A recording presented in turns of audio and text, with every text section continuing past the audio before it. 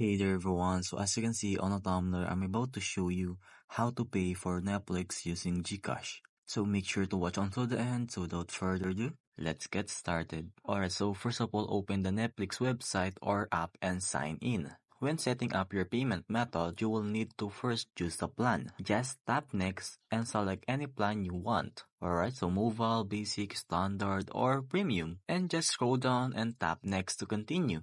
Now, here's the problem. Gcash isn't listed as a payment option on Netflix. But don't worry, here's the trick. Open your Gcash app and go to your profile.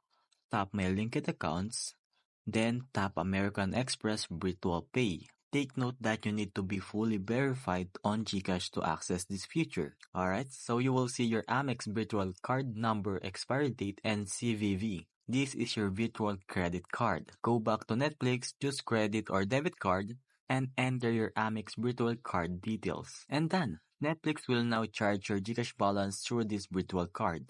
And just important tip that make sure your Gcash wallet has enough fund every month to avoid payment issues. So that's it. Now you know exactly how to pay for Netflix using Gcash in the right way. Thanks for watching and I hope this video helped you out.